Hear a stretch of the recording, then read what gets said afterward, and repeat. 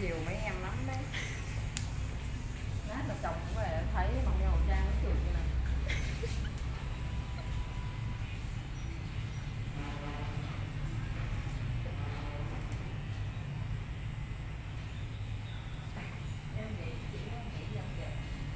Hèn ghê.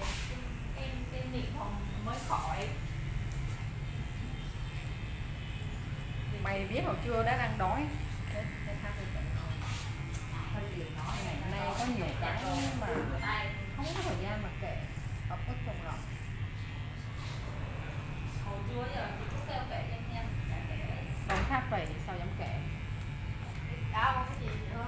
Cái gì đi tối lại đi thực phòng con phải nhớ em coi đây cho một kia có rồi con vội chạy xuống cho bà con cái gì bạn Được quà, được một món quà, một bông hồng vàng. gì chị đó không bao giờ tàn nó kinh nhau để chậm con Bình thường các bác nhanh mà tên nó hay quay run hả hèn gì em làm thắng với chị cũng được thôi thằng lấy cho bạn nó hàng đang từ đầu đó rồi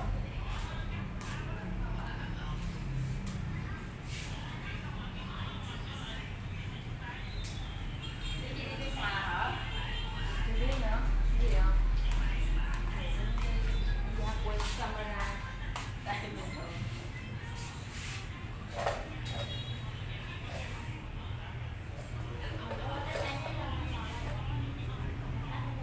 luôn hết luôn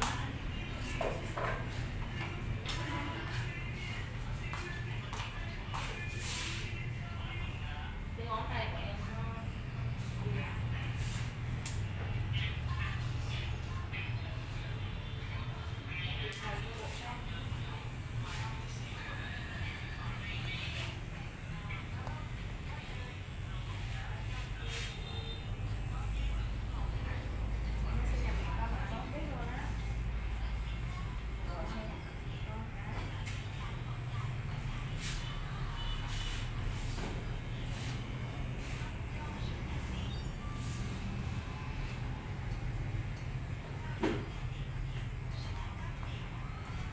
cái gì nữa đây cho bạn xem coi phải tò mò biết không tí về không tí tắt về cho chợ Nghe khỏe luôn đi.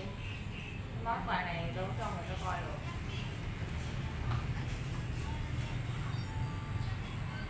thêm món này các bạn không nhìn thấy kiểu em cứ lo lắng có thằng của bà Hương chị thấy Nó bảo y như một tên lửa.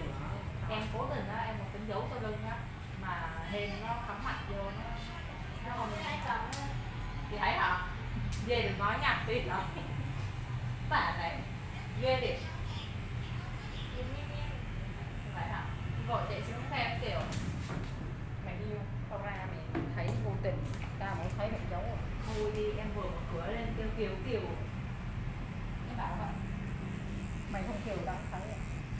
em cố tình quen con chị thôi nhưng mà em cũng sợ một gì lắm nên em mới làm được em vô tình đây đây tôi thì phải cái đây Không có khách thôi, có khách tao sẽ rồi. nói chung mấy cái trò này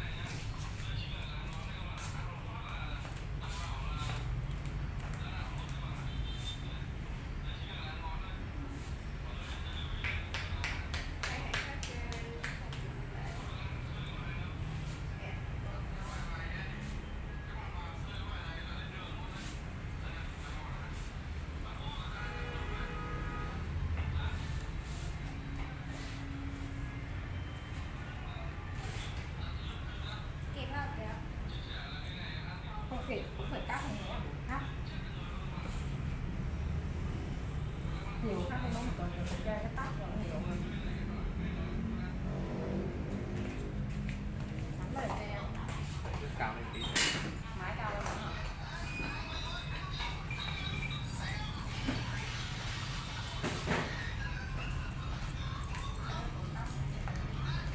Em máy xéo à? Máy xéo qua đây đúng không? Nếu mà ngăn quá nó lại không có qua được, em phải làm bánh ngố.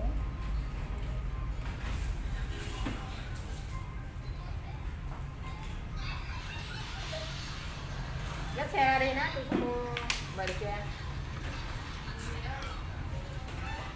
Hương rồi, cạo rồi.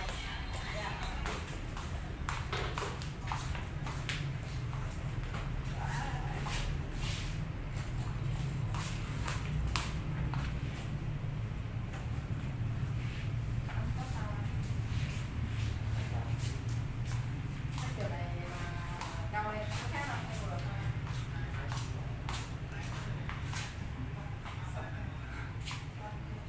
Bất cẩn. Nói xấu thì sao?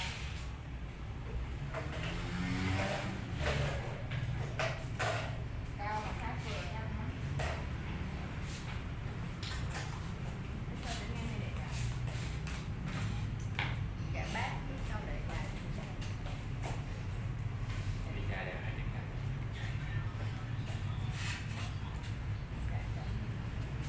Máy ăn cắt chặt xuống rồi luôn hay là máy gọt qua? Máy để tóc này là tóc ăn bị bạc luôn á hả? Bạc vậy. Đơn giản. Không phải luôn. Sát về được chưa?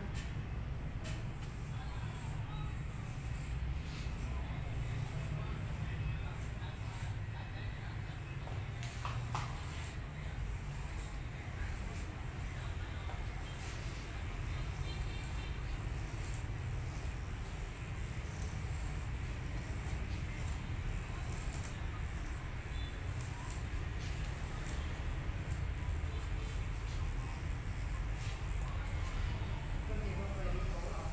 Tôi đang chạy thang. Tôi để nó đi, tôi bỏ đi. Là tôi chạy rồi. Nó tối hẳn là Cái đó xả nhanh nè. nhiều tích cả.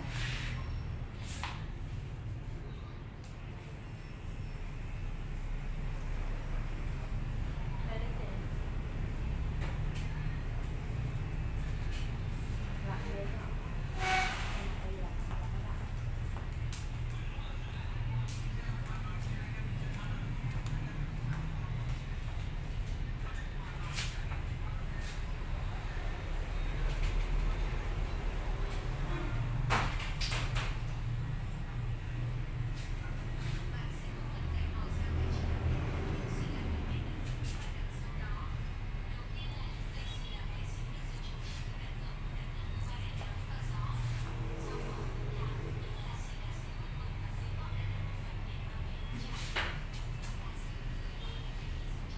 Nó cứ xong anh chấm này để sao?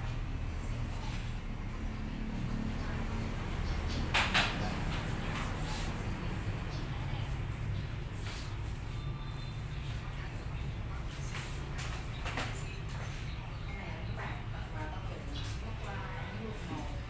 Là mình sẽ bị chân nó đen. Màu bạc màu đen không giống như nhuộm. Đều á. Kiểu nó quen một cái gì nó mới sáng. Vậy là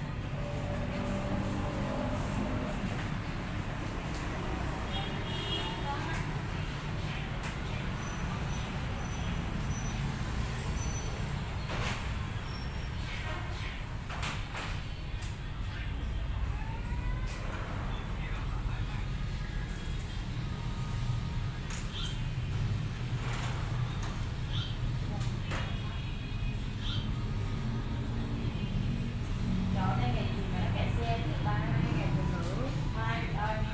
hôm nay học đi trước rồi. Hôm nay người ta kêu người ta khoe đó.